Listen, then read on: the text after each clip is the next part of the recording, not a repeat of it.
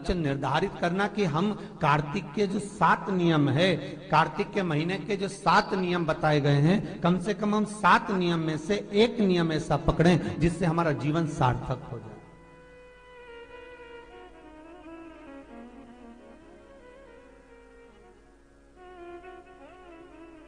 आप भले 7 नियम नहीं कर रहे कार्तिक के, भले एक नियम करो, पर वो नियम हमारा पूर्ण चलना चाहिए, उसकी नियम की पूर्णता पूर्ण होना चाहिए।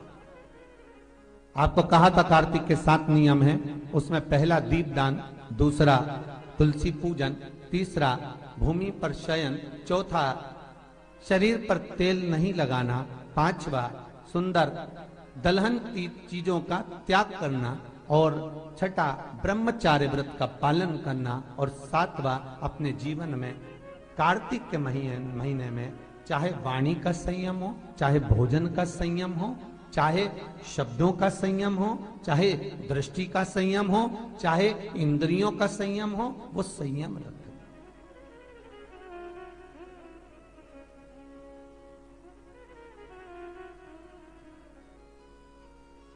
वो संयम धारण करना। अब हमें ये ज्ञात करना है कि 7 नियम जो कार्तिक के महीने के होते हैं, कार्तिक माहत्म्य में जो 7 नियम बताए गए होते हैं, इन 7 नियम में से कोई एक नियम हम हमारी जिंदगी में उतार लें, कोई एक नियम हम हमारे जीवन में उतार लें, जिस नियम के बल पर हमें परमात्मा का साक्षीकरण हो जाए।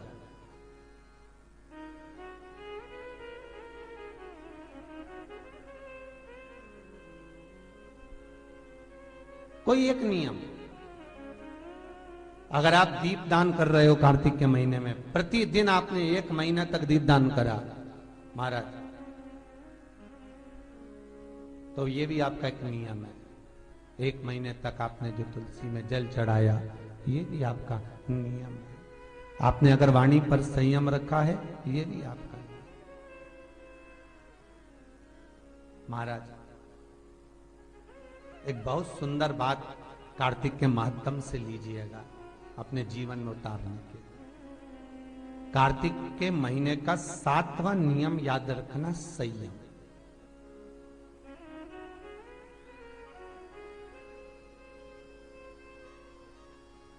किस समय पर किस चीज का संयम होना चाहिए, ये हमारे के महीने में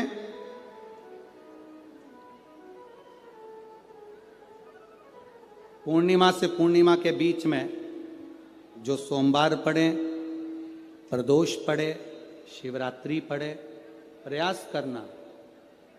अगर बहुत कष्ट की जिंदगी चल रही हो तो शिवरात्रि, प्रदोष और जितने सोमवार पड़ रहे हो कार्तिक में, 4-5 जो सोमवार पड़े, उसमें एक बेलपत्र अशोक सुंदरी वाली जगह पर और शमी पत्र देवाधिदेव महादेव के ऊपर, ये 2 जगह पर अवश्य चढ़ा।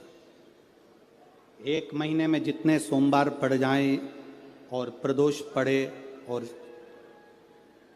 मासिक शिवरात्रि पड़े, उसमें अवश्य चढ़ा। बेलपत्र कहाँ चढ़ाना है, जम के बोलो जरा, अशोक सुंदरी की जगह पर। और शमी पत्र कहाँ चढ़ाना है, देवाधिदेव महादेव के ऊपर।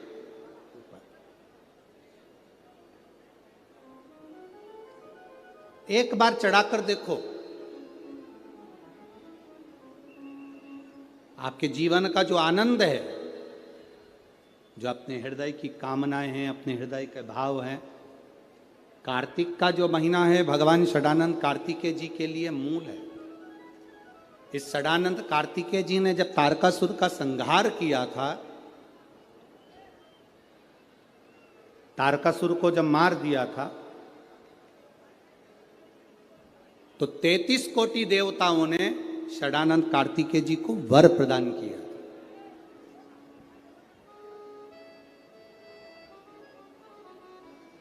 कार्तिकेय जी को वर प्राप्त हुआ। तो लक्ष्मी जी ने और भगवान नारायण ने षडानंद कार्तिकेय जी से कहा, ए स्कंद देव, ए कार्तिकेय, कार्तिक के महीने में जो दीप दान करता है उसके घर में कभी संपदा की कमी नहीं आती है। कार्तिक महीने के दीपदान की महत्वता जैसे ही लक्ष्मी और नारायण ने कही, तब ब्रह्मदेव प्रकट हुए और देवादिदेव महादेव प्रकट हुए माँ पार्वती के साथ में, और ब्रह्मा जी प्रकट हुए माँ ब्रह्माणी के साथ में। उन्होंने वर प्रदान कर दिया। षडानन कार्तिकेय भूलवश भी अगर कोई बेलपत्र और शमी पत्र दोनों एक साथ आपकी बहन अशोक सुंदरी और आपके पिता देवादिदेव महादेव को शमी पत्र जो समर्पित कर देगा, षडानन कार्तिकेय इस कार्तिक के महीने में देवादिदेव महादेव कहते हैं उसके यहां कुबेर का भंडार शिव भर देते हैं। एक शमी पत्र, फिर समझिएगा ये जो बेलपत्र है ये आप समर्पित करेंगे अशोक सुंदरी वाली जगह पर। कहाँ समर्पित करेंगे? अशोक सुंदरी की जगह। और शमी पत्र आप समर्पित करेंगे देवादिदेव महादेव के ऊपर। बस इसमें एक चीज का स्मरण अपने को करना है, जब अपन अशोक सुंदरी की जगह पर बेलपत्र चढ़ाएंगे तो ये डंडी का जो मुख है ये महादेव के जो खाली स्थान है, खाली वाली जगह उसे ओर होगा।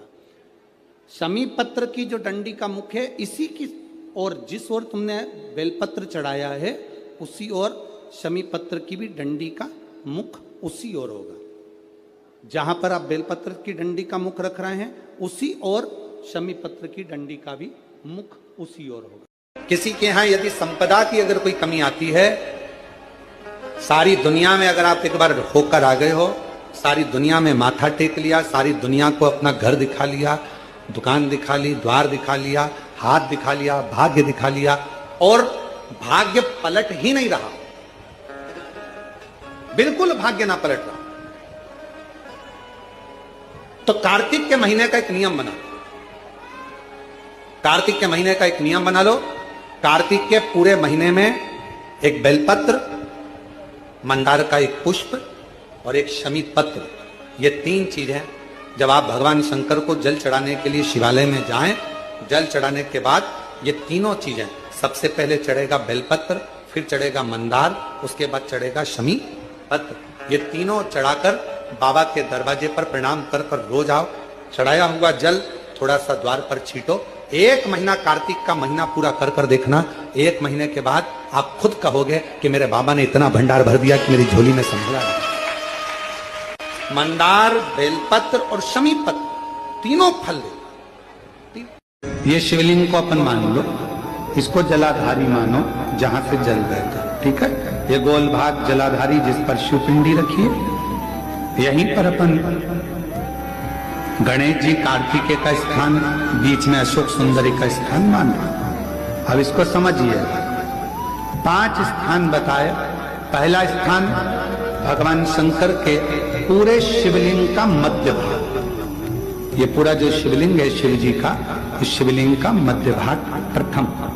द्वितीय है जहां पर गंगा का अविरल धारा निरंतर बह रही है, द्वितीय स्थान गंगा की धारा का मूल बिंदु शिखा। पहला, दूसरा, तृतीय स्थान उसी के सामने जो जलाधारी का पटका दिख रहा हो, दिखता है जलाधारी का सामने का हिस्सा, भीतर का हिस्सा नहीं, जिस पे रखा है वो हिस्सा नहीं, सामने जो दिख रहा है। 1, 2 और तृतीय स्थान मां अंबा जगदम्बा के कंठ भाग पर चंदन का महाराज।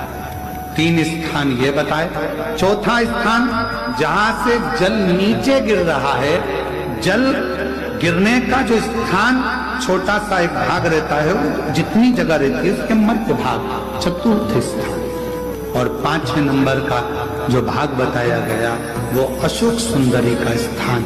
ये 5 स्थान ऐसे हैं जहां चंदन का थोड़ी सी बिंदी भी अगर हम लगा देते हैं तो कैसी भी विषम परिस्थिति हो वो टल जाती है और बाबा की कृपा होना प्रारंभ। पंचदेव शिव पंचायत के 5 देवताओं का स्मरण कर कर, सूर्य देव, नारायण, मां अंबा, जगदम्बा, दुर्गा भवानी, भगवान देवाधिदेव महादेव भगवान श्री गणेश जी महाराज का स्मरण कर कर पंचदेव के नाम से लगाए।